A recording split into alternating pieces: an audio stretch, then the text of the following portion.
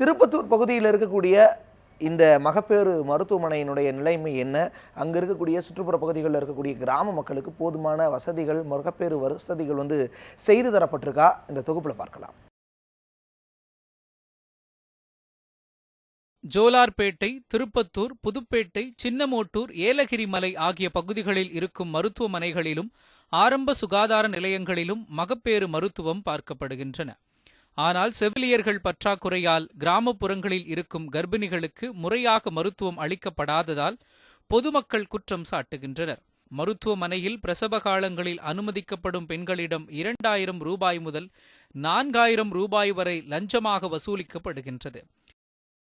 Saving பண்ணுறவங்களுக்கு 500 ரூபா, தள்ளிக்கின்னு போடுறவங்களுக்கு ஒருத்தருக்கு 500 ரூபா, 2 பேருக்கு 1000 ரூபா, அப்புறமா ஆப்ரேஷன் தேட்டருக்குள்ளே இருக்கிறவங்க, அப்புறமா அங்கே ட்ரெஸ் மாற்றுறவங்களுக்கு ஒரு ஆளுக்கு 200 ரூபா.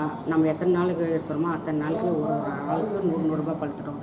இதுலேருந்து காபி வாங்கி வைக்கணும், அவங்க என்ன சொல்கிறாங்களோ அது வாங்கி வந்து கொடுக்கணும்.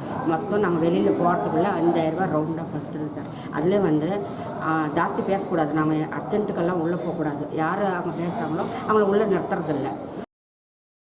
செவிலியர்கள் கர்ப்பிணி பெண்களை ஆபாச சொற்களால் கடிந்து கொள்வதாகவும் குற்றம் சாட்டுகின்றனர். அதேபோல் உறவினர்கள் யாரும் உள்ளே வரக்கூடாது என்று சொல்வதாகவும் தெரிவிக்கின்றனர்.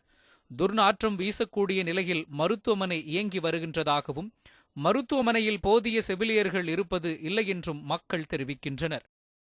ரொம்ப அசிங்கமாக வல்கராக திட்டுறாங்க சார். ஏதாவது கேட்டால் என்ன பண்ணுவீங்க, ஏது பண்ணுவீங்க, எங்கனாலும் போய்க்கோங்க அப்படின்னு சொல்லிட்டு வல்கராக பேசுகிறாங்க சார். இது வரைக்கும் 2 டேஸ்லேயே 5000 கிட்ட ஆயிடுச்சு சார் மொத்தமே. நாங்கள் கொஞ்சம் பரவாயில்ல, இன்னும் இல்லாதவங்கெல்லாம் என்ன நிலைமை சார் ஆளாகும்.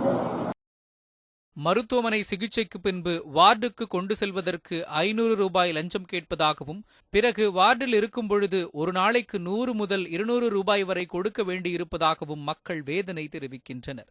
மேலும் மருத்துவமனையிலிருந்து டிஸ்சார்ஜ் ஆகும்போது 5 முதல் 10,000 வரை கேட்பதாகவும் குற்றம் சாட்டுகின்றனர். மகப்பேறு காலங்களில் பெண்களுக்கு அரசு உதவித்தொகையாக பணம் வழங்கப்பட்டு வருகிறது.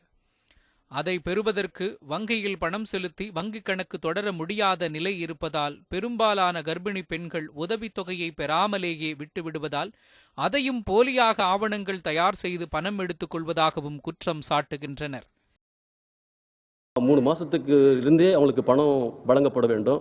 ஆனால் அதுக்கு என்ன பண்ணுறாங்கன்னா, முன்கூட்டியவே பணத்தை பெற்றுக்கொண்டு அவங்க அந்த அப்ளிகேஷன் ஃபார்ம் ஃபில்லப் பண்ணுறதுக்கு முன்னதாகவே 2000 3000 பணம் கொடுத்தா தான் உங்களுக்கு அந்த அரசு வழங்கக்கூடிய நிதியை நாங்கள் கொடுக்க முடியும், இல்லைனா முடியவே முடியாது அப்படிங்கிற நிலைமையை அந்த கர்ப்பிணி பெண்கள்கிட்ட அவங்க கொண்டு போய் அவங்க அந்த கஷ்டத்தை உருவாக்குறாங்க.